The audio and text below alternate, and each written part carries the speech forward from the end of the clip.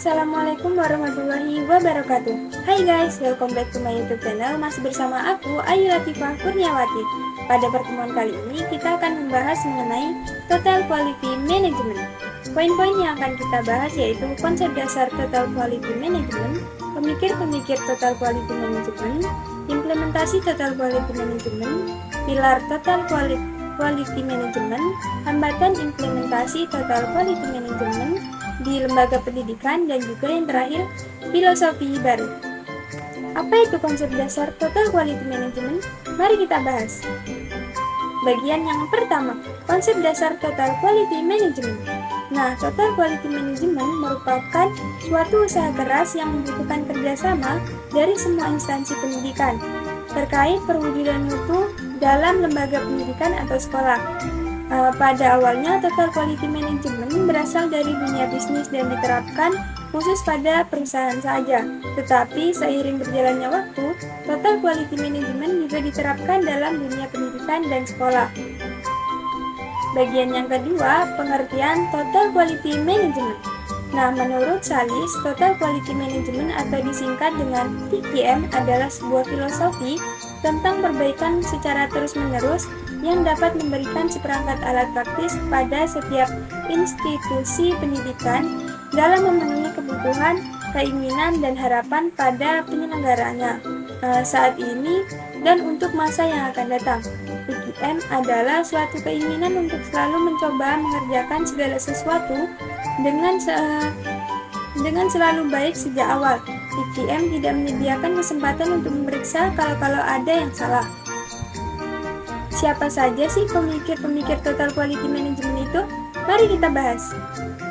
Pemikir-pemikir Total Quality Management yang pertama yaitu W. Edward Deming pada tahun 1990 sampai 1993, kemudian ada G. M. Juran pada tahun 1904 sampai 2008, kemudian ada Armand V. Dia pada tahun 1992, kemudian ada Philip pada tahun 1926 sampai tahun 2001. Sukses yang telah diraih oleh para ahli dalam bidang ekonomi tersebut banyak mengilhami para ahli dalam bidang pendidikan untuk menerapkan manajemen mutu berdasarkan konsep-konsep tokoh tersebut walaupun melalui adaptasi teori.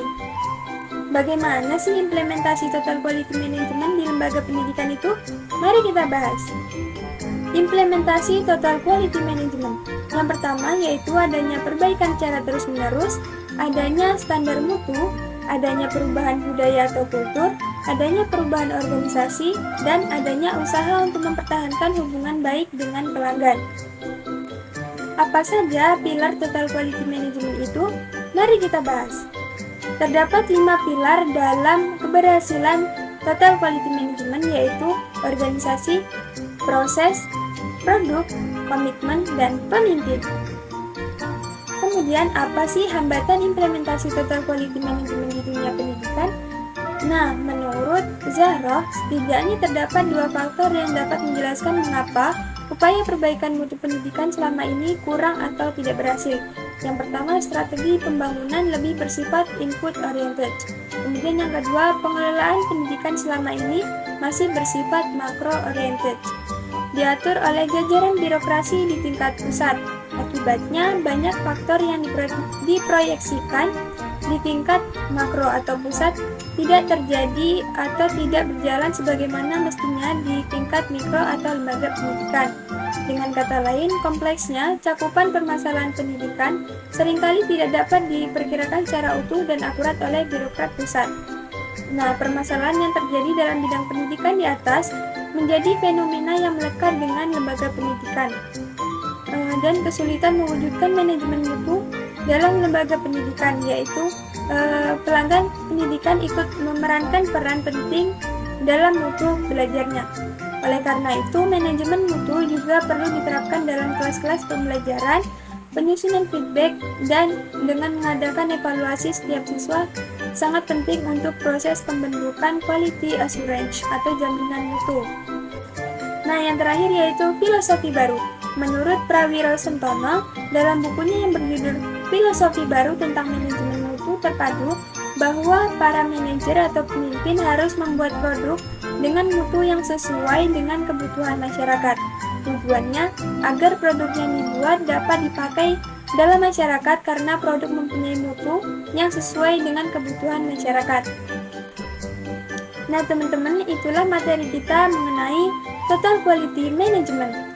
Nah, jangan lupa like, comment, and subscribe video aku. Sekian dari aku. Wassalamualaikum warahmatullahi wabarakatuh.